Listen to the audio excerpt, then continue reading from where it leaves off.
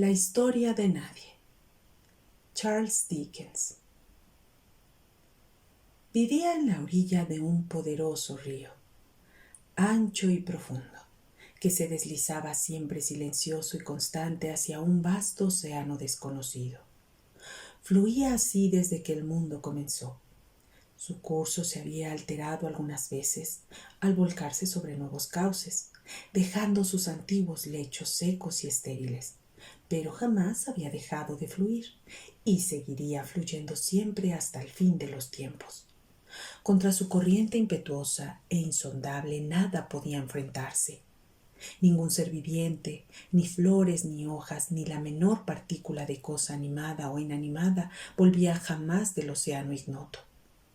La corriente del río avanzaba irresistiblemente hacia el mar, y la corriente jamás se detenía, igual que la tierra jamás cesa en sus revoluciones alrededor del sol. Vivía en un lugar bullicioso y trabajaba muy duro para poder subsistir. No tenía esperanza de llegar a ser algún día lo suficientemente rico como para vivir sin trabajar durante un mes, pero aún así estaba bastante contento. Dios lo sabía, para trabajar con animosa voluntad. Pertenecía a una extensa familia, cuyos miembros debían ganarse el pan de cada día con el trabajo de cada día, desde el amanecer hasta que caía la noche. Más allá de este destino, no tenía perspectiva alguna, y tampoco veía otra. En la vecindad donde residía, había constantes ruidos de trompetas y tambores, y de gente hablando, pero eso no tenía nada que ver con él. Esos golpes y estruendos procedían de la familia Bigwig, cuya extraña conducta ciertamente le asombraba. Ellos ponían delante de su puerta las más raras estatuas de hierro, de mármol, de bronce y de latón, y atiborraban la casa con las patas y colas de grandes imágenes de caballos. Se preguntaba cuál sería el significado de todo aquello. Sonreía con su tímido buen humor habitual y continuaba con su duro trabajo. La familia Bigwig, compuesta por las personas más importantes de los alrededores y los más ruidosos también, se tomó la molestia de evitarle el problema de pensar por sí mismo y gobernaban su vida y sus asuntos. Porque verdaderamente, decía él, carezco del tiempo suficiente, y si sois tan buenos como para protegerme a cambio del dinero que os pagaré, me sentiré muy aliviado y muy agradecido, porque vosotros sabéis más. Así pues, continuaron los trompazos, los trompeteos y los discursos, y las extrañas imágenes de caballos ante las cuales se suponía que debía arrodillarse y adorarlas. No entiendo nada de eso, dijo frotándose confuso el ceño fruncido. Pero tendrá un significado seguramente. Pues no alcanzo a descubrirlo yo. Eso significa, contestó la familia Bigwig, honor y gloria en su grado más elevado para el mayor de los méritos. Oh, respondió él, y se alegró de oír aquello. Pero cuando miró hacia las imágenes de hierro, mármol, bronce y latón, no encontró ningún honrado campesino de su tierra, que fuera, por ejemplo, el hijo de un vendedor de lana de Warwickshire, o algún campesino cualquiera de ese tipo. No pudo descubrir ni a uno de los hombres cuyo saber lo rescató a él y a sus hijos de una enfermedad terrible y espantosa, ni a hombres cuyo valor elevó a sus antepasados de la condición de siervos, ni a hombres cuya sabia imaginación había mostrado una vida nueva y más digna a los más humildes, ni a hombres cuyo ingenio había llenado de infinitas maravillas el mundo del hombre trabajador. En cambio, Vio a otros acerca de los cuales no había oído jamás nada bueno, y otros de los que conocía muchas maldades. «Uf», se dijo para sí, «no lo entiendo bien». De modo que se fue a su casa y se sentó junto a su chimenea para quitárselo de la cabeza. En ese tiempo no había lumbre en su chimenea, cercada por marcas ennegrecidas, pero era su lugar favorito. Su mujer tenía las manos endurecidas por el trabajo y había envejecido antes de tiempo, pero aún así la amaba. Sus hijos, atrofiados en su crecimiento, mostraban indicios de una alimentación deficiente, pero tenían belleza en la mirada. Por encima de cualquier cosa, este hombre tenía en el alma el ardiente deseo de que sus hijos recibieran una educación. «Si algunas veces me engañaron», decía, «por falta de conocimientos, al menos que ellos aprendan algo y no cometan mis errores. Si es duro para mí recoger la cosecha del placer y sabiduría acumulada en los libros, que a ellos les resulte fácil». Pero la familia Dewey estalló en violentas discusiones acerca de lo que era legítimo enseñar a los hijos de aquel hombre. Algunos miembros insistían en que no sé qué asunto era primordial e indispensable por encima de cualquier otra cosa, mientras que otra parte de la familia decía que lo primordial e indispensable era no sé qué otra cosa por encima de cualquier otra. Y la familia Dewey se dividió en distintas facciones. Escribió panfletos, convocó reuniones, deliberó pros y contras, pronunció oraciones y discursos. Acorraláronse unos a otros en tribunales laicos y cortes eclesiásticas. Arrojáronse barro, cruzaron las espadas y cayeron en abierta pugna e incomprensible animosidad. Mientras tanto, aquel hombre, en sus pequeños momentos de asueto nocturno frente a la chimenea, vio al demonio de la ignorancia desperezándose y arrastrando consigo a sus hijos. Vio a su hija convertida en una prostituta andrajosa. Vio a su hijo embrutecerse en los senderos de los vicios más bajos hasta llegar a la brutalidad y al crimen.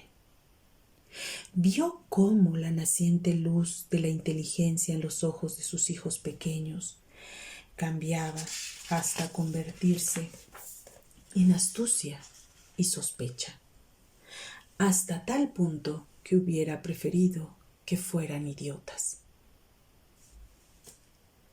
«Tampoco soy capaz de entender esto», dijo entonces.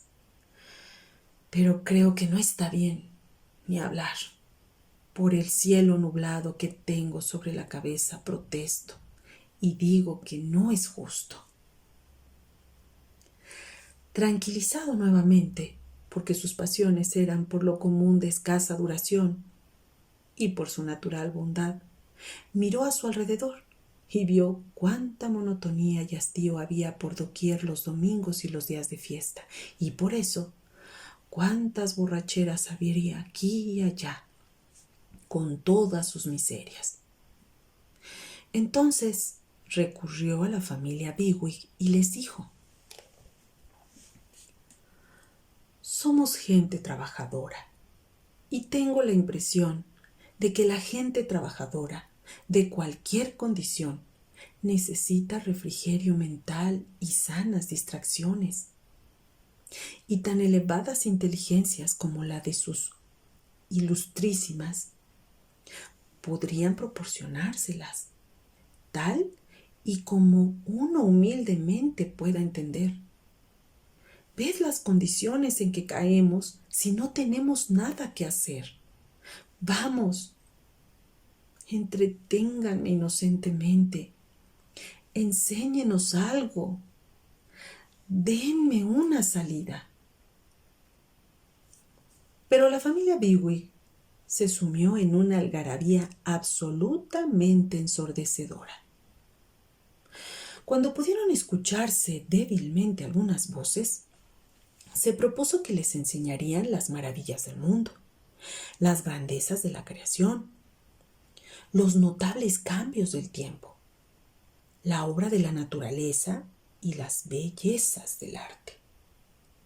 Les enseñarían todas esas cosas, entiéndase, cuando se pudiera. Esto originó entre los miembros de la familia Bigwig tanto desorden y desvarío, tantos tribunales y peticiones, tantas querellas y memoriales, tantas citaciones y ofensas, una avalancha tan inmensa de interpelaciones y débiles réplicas, donde el no me atrevería seguía al debería, que dejaron al pobre hombre estupefacto, mirando atónito a su alrededor. ¿He provocado yo todo esto?, se dijo y se tapó aterrorizado los oídos. Con lo que solo pretendía hacer una inocente petición, surgida de mi experiencia personal y el saber común de todos los hombres que desean abrir los ojos. No lo entiendo y no me entienden. ¿Qué más puede pasar ahora? Inclinado sobre su trabajo, con frecuencia se hacía esa pregunta. Cuando comenzó a extenderse la noticia de una peste que había aparecido entre los trabajadores, provocando muertes a millares. Adelantándose a mirar a su alrededor, pronto descubrió que la noticia era cierta. Los moribundos y los muertos se hacinaban en las casas estrechas y sucias entre las que él mismo vivía. Nuevas infecciones se esparcían en aquella atmósfera siempre lóbrega, siempre enferma. Los fuertes y los débiles, los viejos y los niños, el padre y la madre, todos caían sin distinción. ¿Cómo podría huir? Permaneció allí, donde estaba, y vio morir a quienes más amaba. Un benévolo predicador se acercó a él y le habría dicho alguna oración para consolar su corazón en aquella agonía. Pero él exclamó: «Oh, qué valor tienes, misionero, al acercarte a mí, a un hombre condenado a vivir en este lugar hediondo, donde cada sentido que se me otorgó para que disfrutara de la vida se convierte en un tormento, y donde cada minuto de mis días contados es una nueva palada de lodo añadida a la tumba en la que ya estoy tendido y hundido. Pero permíteme ver fugazmente el cielo, quizá un poco de su aire y su luz. Dame agua pura, ayúdame a mantenerme aseado. Ilumina esta atmósfera pesada y esta vida oscura en la que nuestros espíritus se hunden y que nos convierten en las criaturas indiferentes y encallecidas que tan a menudo puedes ver. Gentil y bondadosamente llévate los cadáveres de aquellos que murieron entre nosotros. Llévatelos lejos de este pequeño hogar donde crecimos y donde nos hemos habituado tanto a estas horribles circunstancias que para nosotros incluso ha perdido su santidad. Y maestro, entonces oiré. Nadie mejor que tú sabe que lo hago de muy buena gana. Oiré a aquel cuyos pensamientos siempre estaban con los pobres y compadecía todas las penas humanas. Estaba ya de nuevo en su trabajo, triste y solitario, cuando el amo apareció y permaneció a su lado, vestido de negro. También él había sufrido mucho. Su joven esposa, su esposa tan bella y tan buena, había muerto, y también su único hijo. Señor, es muy duro de sobrellevar, lo sé, pero consuélate. Yo te consolaría si pudiera. El amo se lo agradeció desde el fondo de su corazón, pero contestó: Oh vosotros trabajadores, la calamidad comenzó aquí por vuestra culpa. Si hubierais vivido de un modo más saludable y más decentemente, yo no sería el viudo y el hombre solo y abandonado que soy ahora. Señor, replicó el otro moviendo la cabeza,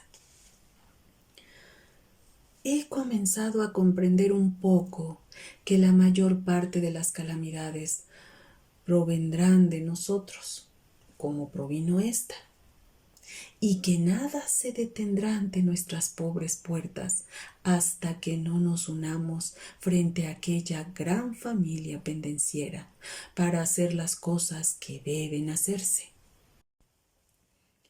No podemos vivir sana y decentemente hasta que aquellos que se comprometieron a dirigirnos no nos proporcionen los medios. No podremos tener una educación hasta que no nos enseñen. No podremos divertirnos razonable y sanamente hasta que ellos no nos procuren esas sanas diversiones. No podremos tener sino falsos dioses en nuestros hogares, mientras ellos ensalcen a muchos de los suyos en todos los lugares públicos. Las malas consecuencias de una educación imperfecta, las malas consecuencias de una negligencia peligrosa, las malas consecuencias de inhumanas privaciones y la privación de la elevación del arte, todas procederán de nosotros y ninguna se saciará solo con nosotros. Se extenderá ampliamente en todas direcciones. Siempre sucede así. Los males actúan así, igual que la peste. Esto entiendo yo. Eso creo al menos. Pero el amo respondió de nuevo: Oh, vosotros trabajadores, que poco sabemos de vosotros, salvo cuando queréis quejaros. Señor, replicó de nuevo nadie, yo soy nadie y tengo escasas posibilidades de ser escuchado, ni tampoco mucha necesidad de ser oído tal vez, excepto cuando haya algún problema. Pero estos problemas nunca comienzan en mí y nunca pueden terminar conmigo, tan seguro como que existe la muerte.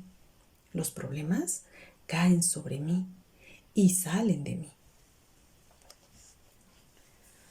Había tanta razón en lo que decía que la familia Dewey oyó campanas y, terriblemente asustada por la reciente catástrofe, resolvió reunirse con él para hacer las cosas con más justicia, es decir, hasta donde dichas cosas estuvieran relacionadas con la prevención inmediata, humanamente hablando, de una nueva peste. Pero en cuanto desapareció ese temor, cosa que sucedió muy pronto, volvieron a ensarzarse entre ellos y no se hizo nada. En consecuencia, el azote volvió a reaparecer entre los más desdichados como antes y se extendió hacia arriba como antes, vengativamente, llevándose por delante a miles de aquellos pendencieros. Pero ninguno de ellos admitió jamás, ni en el más ínfimo grado, que tuvieran algo que ver con ello. Así que nadie volvió y murió como siempre. como siempre, como siempre. Y esta, en términos generales, es la historia de nadie. ¿No tenía nombre? Preguntaréis. Tal vez se llamara Legión. Importa poco cuál fuera su verdadero nombre. Si habéis estado en los pueblos belgas, cerca del campo de Waterloo, habréis visto en alguna iglesia pequeña y silenciosa el monumento erigido por fieles compañeros de armas a la memoria del coronel A, del mayor B, de los capitanes C, D y E, de los lugartenientes F y G, alféreces H, I y J, de 7 oficiales y 130 soldados que cayeron en el cumplimiento de su deber en un día memorable. La historia de nadie es la historia de los soldados anónimos de este mundo. Ellos tomaron parte en la batalla. Les corresponde su parte en la victoria. Cayeron y no dejaron su nombre más que en el barro.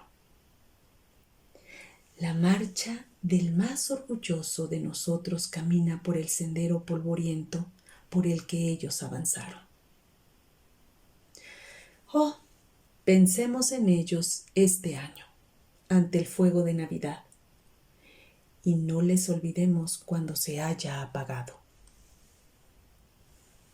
Fin de la lectura. Voz del audio Guadalupe Monroy para Gire compartiendo lecturas.blogspot.com